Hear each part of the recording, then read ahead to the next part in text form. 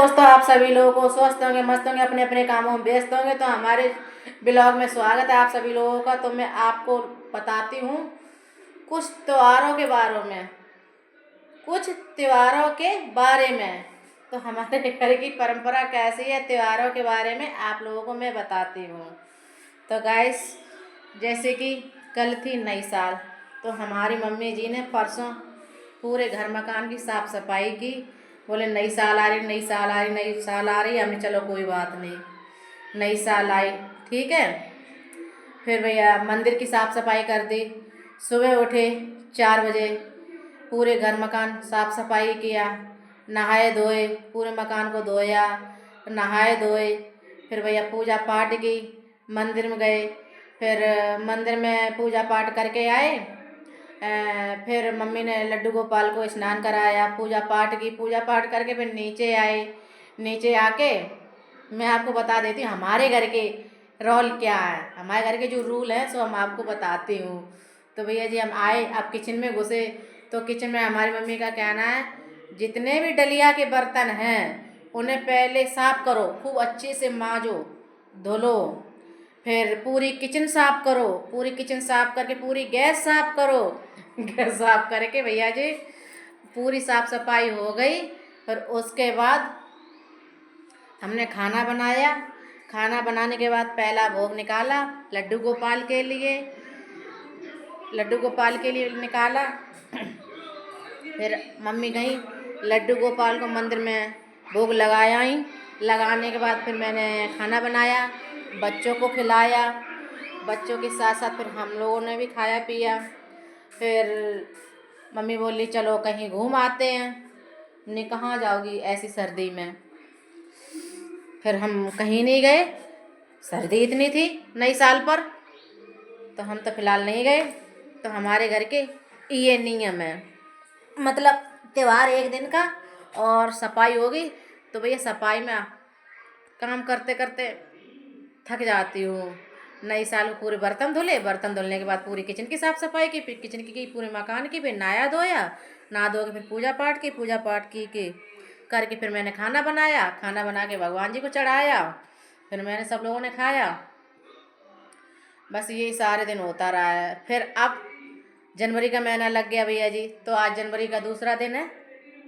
सोइए भैया जी, आप लोग ध्यान से सुनना, जनवरी का दूसरा दिन है, यानी कि नई साल का दूसरा दिन। कल नई साल थी और आज पुरानी साल होगी, पुरानी साल हो गई।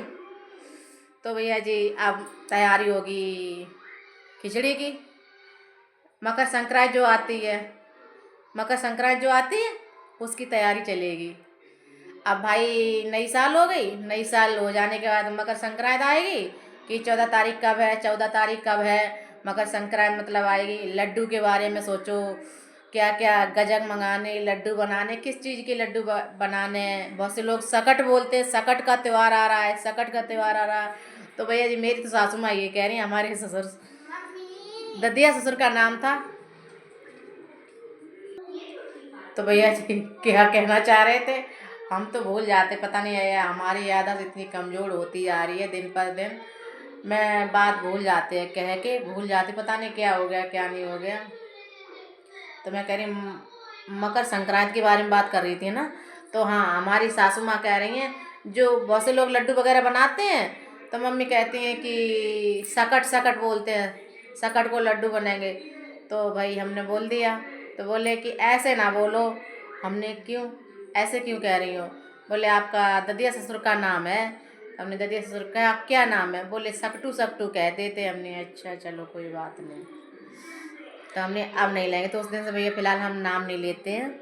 ये कहते हैं कि मतलब मकर संक्रांति का त्यौहार आ रहा है, लड्डुओं का त्यौहार आ रहा है, उन्होंने मुझे बोल दिया तो मैं नहीं देती। और फिर आजकल के ज़माने में तो ऐसा समाज हो गया है, पति का भी नाम लेती हैं, हर किसी का नाम लेती, कहती हैं नाम में क्या ही बंधी है, नाम लेने के लिए होता है। तो हमने कहा कोई बात नहीं भैया, तो हम फिलहाल नहीं लेते हैं, जो लेते हैं वो लेते रहें, हम नहीं लेते हैं।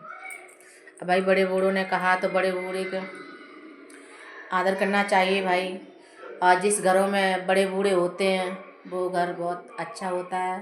फ़िलहाल हम अपने बड़े बूढ़े की बहुत केयर करते हैं और मैंने आपको दिखाया भी है।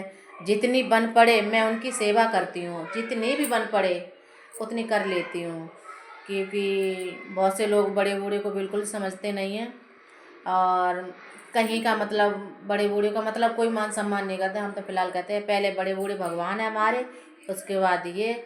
बच्चों से भी यही कहती हूँ, यही संस्कार बच्चों को दे रही हूँ, बेटा पहले बड़े बूढ़े का सम्मान करो, उसके बाद मम्मी पापा का करो।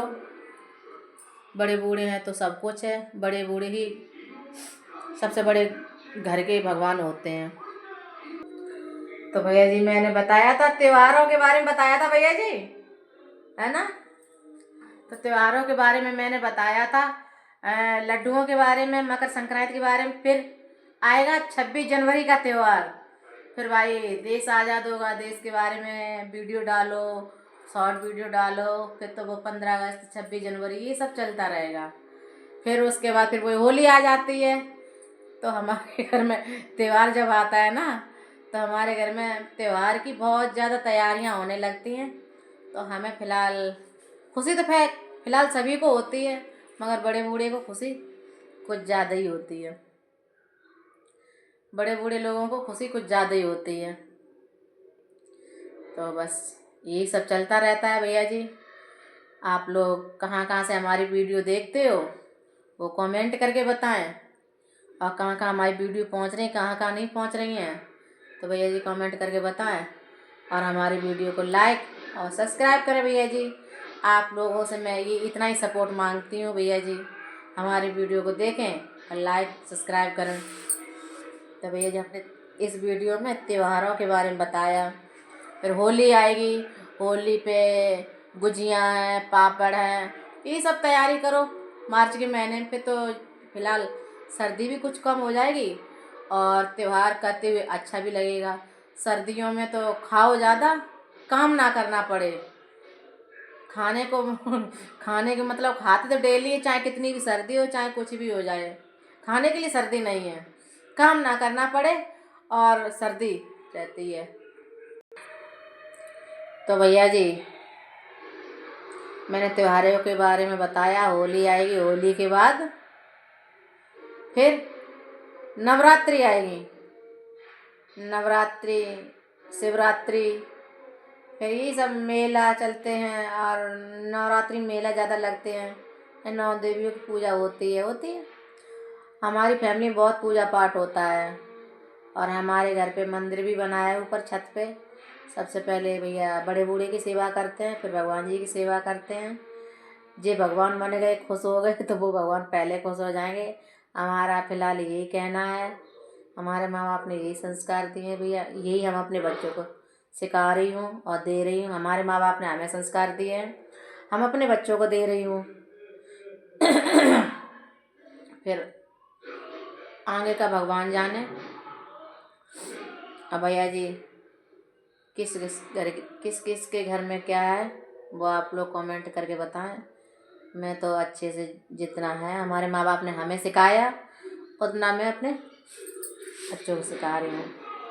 तो मैंने त्यौहार के बारे में बताया था। तो हमारी सासू माँ को बहुत ज़्यादा खुशी होती है, कोई भी त्यौहार हो तो बड़े बूढ़े के अंदर कुछ ज़्यादा ही खुशी प्रशंसा होती है, वो बहुत ज़्यादा खुश रहती हैं।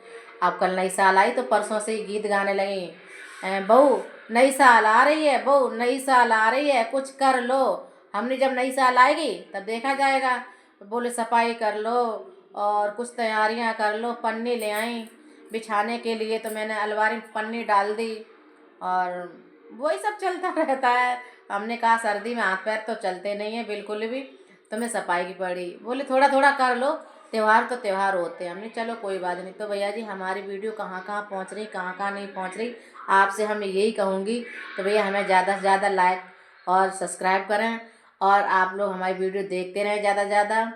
और हमें प्लीज़ भैया जी प्लीज़ प्लीज़ प्लीज़ सपोर्ट की ज़्यादा ज़रूरत है। आप हमें ऐसे सपोर्ट करते रहें प्लीज़ भैया जी। आपका प्यार और सपोर्ट ऐसे ही बना रहे ज़्यादा से ज़्यादा। हम आपके लिए वीडियो लाती रहूँगी, ऐसी अच्छी अच्छी ब्लॉग बनाती रहूँगी भैया जी। और वीडियो ब्लॉग के माध्यम से मैं आपको दिखाती रहूँगी। इस वीडियो में मैंने त्योहारों के बारे में ज़्यादा बताया है क्योंकि हमारी सासू माँ खुश रहती हैं इसकी वजह से। तो भैया जिन जिन के घर में बड़े बूढ़े हैं वो आप लोग ज़्यादा से ज़्यादा उनकी पूजा करें, फिर भगवान अपने आप खुश हो जाते हैं। तब तक के लिए राधे राधे, जय श्री कृष्णा, राधे राधे।